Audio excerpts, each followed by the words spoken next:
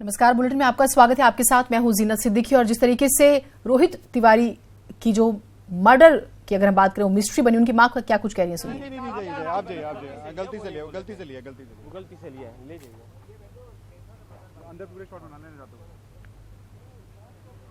चलो आओ, हो गया यार, चल यार, बाहर निकाल दो तार, बाहर निकालो।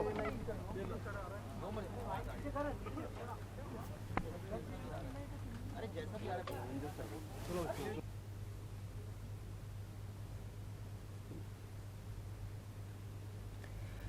तो अब सस्पेंस, क्योंकि पहले कहा गया कि हार्ट अटैक की वजह से जो है रोहित शेखर तिवारी की जान गई, लेकिन बाद में स्थिति और ज्यादा खराब। एक स्टेटमेंट आया था उनकी मां का कि नहीं, नेचुरल डेथ नहीं है ये, इट्स अ मर्डर। उसके बाद जब पोस्टमार्टम रिपोर्ट आती है उसमें बहुत चौंकाने वाली चीजें सामने आती है, क्योंकि ये भी जानकारी मिली है कि रोहित की गर्दन पर 5 उंगलियों के निशान मिले, नाक और मुंह को दबाया गया था स्पेशली। और उससे पहले रोहित को शराब में दरअसल नशीला पदार्थ मिलाकर पिलाया गया था और नाक और मुंह को इसलिए दबाया गया ताकि गला दबाते वक्त उनकी आवाज ना निकले। ये कुछ खुलासे जो हैं हुए हैं। पत्नी और पति के बीच में तनाव चल रहा था, थोड़ी सी उन्होंने शराब पी रखी थी और ये कहा जा रहा है कि इसी शराब में कुछ नशीला पदार्थ मिलाया हुआ था जिससे वो बेसुध हो गए। रोहित शेखर की मां उज्ज्वला तिवारी का बयान, पति पत्नी के बीच तनाव था, रोहित शेखर ने थोड़ी शराब पी रखी थी। मैं यहाँ आई थी 2 बजे दोपहर में, 2 बजे। आप या तो आपस में बात कर लीजिए या मेरे से बात। मैं ऐसा था जी, मैं बता रही हूँ। मैं देखिए, इतनी वैसे ही मेरा दिमाग काम नहीं कर रहा मेरा दिमाग नहीं काम कर रहा। ऐसा है, हम लोग 15 तारीख की रात को ये पेपर में कोर्ट द्वार गलत छपा है। हम हल्द्वानी गए थे, हल्द्वानी कॉन्स्टिट्यूंसी में वोट डालने गए थे, मैं और रोहित। और जी तो हम लोग जी, तो उसके बाद इसने, रोहित ने कहा कि अम्मा, मेरे पिता की जहाँ अंतिम संस्कार हुआ है चित्रशिला घाट बिल्कुल बगल में था जहाँ हम ठहरे थे, रॉयल विंडसर रानी बाग में एक छोटा सा एक रिजॉर्ट है, तो वहीं पर हम लोग रुके थे। वो पंडित जी के जानने वालों का रिजॉर्ट है, तो हम अपना सेफ्टी समझते थे अपना वहाँ पर आना। हम लोग तो वहीं चित्रशिला घाट पे रोहित और हम दोनों ही गए।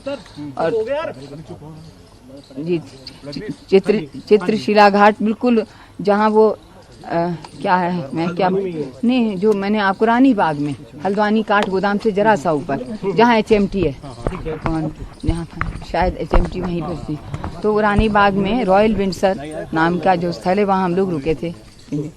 तो हमारा प्रोग्राम था कि हम लोग 11 को वोट करके 12 को लौट आएंगे। तो फिर रोहित ने कहा कि नहीं, चलो जब मैं आया हूँ तो मैं अपने लोगों से मिल। तो उनकी मां क्या कुछ कह रही थी वो हम सुना रहे हैं। थोड़ा सा सिग्नल प्रॉब्लम भी हो रहा है, लेकिन देखिए अब नजर इस बात पर सबकी कि क्या हुआ उस दिन। पूर्व मुख्यमंत्री नारायण दत्त तिवारी के बेटे रोहित शेखर तिवारी की मौत में हत्या का खुलासा होने के बाद पुलिस की तफ्तीश रोहित के परिवार तक पहुंच जाती है। दिल्ली पुलिस क्राइम ब्रांच की टीम डिफेंस कॉलोनी स्थित रोहित के घर पहुंचती है, जहां रोहित की मां उज्ज्वला तिवारी, पत्नी अपूर्वा और उनके ससुर से पूछताछ हो रही है। इनके अलावा रोहित के भाई और नौकरों से भी सवाल किए जा रहे हैं। टीम की बात करें तो पूछताछ के लिए महिला पुलिसकर्मी भी मौजूद है। शुक्रवार को रोहित की पोस्टमार्टम रिपोर्ट में खुलासा हुआ था कि उनकी मौत मुंह दबाने से हुई है, जिसके बाद हत्या का केस दर्ज किया गया। रोहित के ससुर ने कहा है कि उनकी बेटी निर्दोष है, वो हत्या नहीं कर सकती। बताया क्या पुलिस ने अभी तक उस समय वो कहाँ थी? क्योंकि रात में वो वापस आ गई है, तो क्या कुछ पता चला कि कहाँ से आ गई? जो गढ़गंगा गए हुए थे, हरिद्वार तो धार्मिक कार्यक्रम तो नहीं, तो रात में वापस आ गया, तो पुलिस में कुछ बात हुई है उसके बाद? नहीं, मेरे को तो यहाँ अभी दोपहरी में आने के बाद में मालूम पड़ा है कि ये हुआ है। मेरे को तो कोई कल्पना ही नहीं है ना, मेरे यहाँ पे कोई किसी ने खबर करी है और ना मेरे को कुछ नहीं। अभी क्राइम ब्रांच के अधिकारी पूछता नहीं, मेरे को नहीं मालूम। क्राइम ब्रांच के अधिकारियों से मेरी मुलाकात हुई, उसने कुछ बताया कि उस दिन क्या हुआ? इस घटना के बाद में मेरी बेटी को मैंने देखा भी नहीं है। बातचीत तो ठीक ही है, मैं सुबह आया था, देखा, यहाँ आने के बाद मालूम पड़ा कि हो गया। हमारे कुछ मालूम ही नहीं कि ऐसा हो सकता है, मतलब हो सकता है, कल्पना भी नहीं कर सकते हैं। यानी ये तो ठीक है, आरोप क्यों लगाया, किसने लगाया, क्या कारण है, वो मैं नहीं कह सकता हूँ। चलिए ठीक है। इसी बीच लखनऊ से एक बड़ी खबर आ रही है, आपको रूबरू करा दो। राज्यपाल राम नाईक पीजीआई से डिस्चार्ज हुए हैं। स्वस्थ होने के बाद राज्यपाल डिस्चार्ज उन्हें किया गया है। उनको पेस मेकर जो है वो लगाया गया है। पिछले दिनों जो है मुख्यमंत्री योगी आदित्यनाथ भी उनसे मिलने गए थे, तस्वीरें हमने आपको दिखाई थी, लेकिन फिलहाल थोड़े से ठीक हो गए हैं वो और उन्हें डिस्चार्ज कर दिया गया है।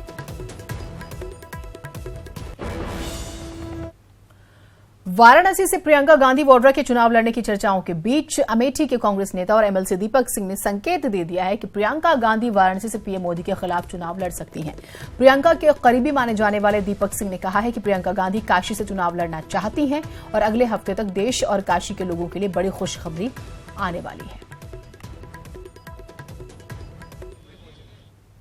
पूरे देश के लिए अच्छी खबर आएगी और भारतीय जनता पार्टी के लिए बुरी खबर अगले हफ्ते निश्चित रूप से आएगी। कांग्रेस पार्टी ने अगर उनके अनुसार फैसला लिया तो निश्चित रूप से प्रियंका गांधी जी चुनाव लड़ेंगी और जीतकर पार्लियामेंट पहुंचेंगी। अमेठी और रायबरेली के कई सारे ऐसे नौजवान हैं, हजारों की संख्या में नेता और कार्यकर्ता प्रियंका गांधी जी को चुनाव लड़ाने के लिए जाएंगे। प्रियंका गांधी चुनाव लड़ेंगी, ये कंफर्म है। अगर राहुल गांधी जी ने उनकी इच्छा है उस पर मुहर लगाई तो अमेठी और रायबरेली से हजारों कार्यकर्ता बनारस में उनको चुनाव लड़ाने जाएगा।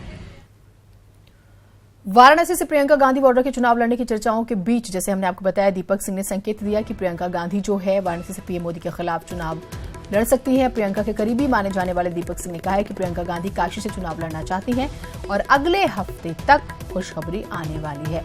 दीपक सिंह के बयान के बाद प्रियंका गांधी के वाराणसी से चुनाव लड़ने की खबरें जोर पकड़ रही है और कांग्रेस के नेता अजय रॉय ने इस पर प्रतिक्रिया देते हुए कहा है कि दीपक सिंह ने ऐसा बयान दिया है तो जरूर पार्टी में ऐसी चर्चा चल रही होगी। रॉय ने आगे कहा है कि अगर प्रियंका काशी से लड़ने आती हैं तो उनका स्वागत है। उधर कांग्रेस की जिला इकाई का कहना है कि उन्होंने पहले ही प्रियंका को काशी से लड़ाने की पेशकश की हुई है।